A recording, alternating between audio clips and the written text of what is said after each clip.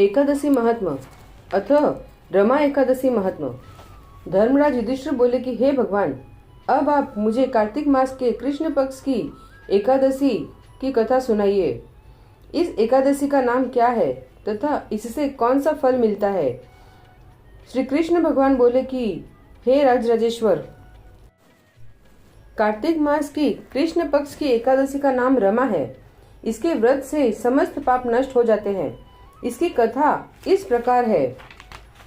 प्राचीन काल में मुचकुंद नाम का एक राजा राज्य करता था। उसके इंद्र, वरुण, कुबेर, विभीषण आदि मित्र थे। वह सत्यवादी तथा विष्णु भक्त था। उसके एक उत्तम चंद्रभागा नाम की लड़की उत्पन्न हुई।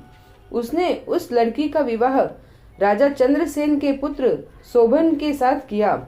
एक समय जबकि वह अपने ससुराल में थी, एक एकादशी पड़ी। चंद्रभागा सोचने लगी कि अब एकादशी समीप आ गई है, परंतु मेरा पति अत्यंत कमजोर है, इसलिए वह यह व्रत नहीं कर सकते। परंतु मेरे पिताजी की आज्ञा कठिन है। जब दशमी आई तब राज्य में ढिंढोरा पीटा। उसको सुनकर शोभन अपनी पत्नी के समीप गया और उससे पूछा कि हे प्रिय, तुम मुझे कुछ उपाय बतलाओ, क्योंकि यदि मैं व्रत करूंगा तो अवश्य ही मर जाऊंगा। इस पर चंद्रभागा बोली, हे प्राणनाथ, मेरे पिता के राज्य में एकादशी के दिन कोई भी भोजन नहीं करता है। यहाँ तक कि हाथी, घोड़ा, ऊंट आदि भी तृण, अन्न, जल आदि ग्रहण नहीं करते। फिर यहाँ मनुष्य कैसे भोजन कर सकते हैं? यदि आप भोजन करना चाहते हैं तो यहाँ से दूसरे स्थान को चले जाइए, क्योंकि यदि आप इसी स्थान पर रहोगे तो आपको व्रत अवश्य ही करना पड़ेगा। इस पर शोभन बोला कि हे प्रिय, आपका कहना बिल्कुल उत्तम है, मैं अवश्य ही करूँगा। भाग्य में जो लिखा है वही होवेगा। ऐसा विचार करके उसने एकादशी का व्रत किया और अब सूर्य भगवान भी अस्त हो गए और जागरण के लिए रात्रि हुई। वह शोभन को दुख देने वाली थी। दूसरे दिन प्रातः से पहले शोभन इस संसार से चल बसा। राजा ने उसके मृतक शरीर को दहन कर दिया। चंद्रभागा अपने पति की आज्ञा अनुसार अग्नि में दहन न हुई, परंतु पिता के घर रहना उत्तम समझा। रमा एकादशी के व्रत के प्रभाव से उसे मंदराचल पर्वत पर धन धान्य से युक्त तथा शत्रुओं से रहित एक उत्तम नगर प्राप्त हुआ। एक समय मुचकुंद नगर में रहने वाला एक सोम शर्मा नाम का ब्राह्मण तीर्थ यात्रा के लिए निकला। उसने घूमते घूमते उसको देखा। उस ब्राह्मण ने उसको अपने राजा का जमाई जानकर उसके निकट गया। राजा शोभन ब्राह्मण को देखकर आसन से उठ खड़ा हुआ। अपने ससुर तथा स्त्री चंद्रभागा की कुशलता को पूछने लगा। सोम शर्मा ब्राह्मण बोला कि हे राजन, हमारे राजा कुशल है तथा आपकी पत्नी चंद्रभागा भी कुशल है। अब आप अपना वृत्तांत बतलाइए।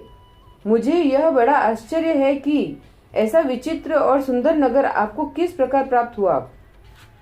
शोभन बोला कि हे ब्राह्मण, यह सब कार्तिक मास की कृष्ण पक्ष की रमा एकादशी के व्रत के प्रभाव से है। इसी से मुझे यह अनुपम नगर प्राप्त हुआ है, परंतु यह अध्रुव है। इस पर ब्राह्मण बोला कि हे राजन, यह अध्रुव क्यों है और ध्रुव किस प्रकार हो सकता है, सो आप मुझे समझाइए। मैं आपके कहे अनुसार ही करूँगा। आप इसमें किंचित मात्र भी झूठ न समझो। शोभन बोला कि हे ब्राह्मण, मैंने श्रद्धा पूर्वक व्रत किया था, उसके प्रभाव से मुझे यह नगर प्राप्त हुआ है। इस वृत्तांत को राजा मुचकुंद की पुत्री चंद्रभागा से कहोगे तो वह इसको ध्रुव बना सकती है। ब्राह्मण ने वहां आकर चंद्रभागा से समस्त वृत्तांत कहा। इस पर राजकन्या चंद्रभागा बोली कि हे ब्राह्मण, आप मुझे उस नगर में ले चलिए। मैं अपने पति को देखना चाहती हूँ। मैं अपने व्रत के प्रभाव से उस नगर को ध्रुव बना लूंगी। चंद्रभागा के वचनों को सुनकर वह सोम शर्मा ब्राह्मण उसको मंदराचल पर्वत के पास वामदेव के आश्रम को ले गया।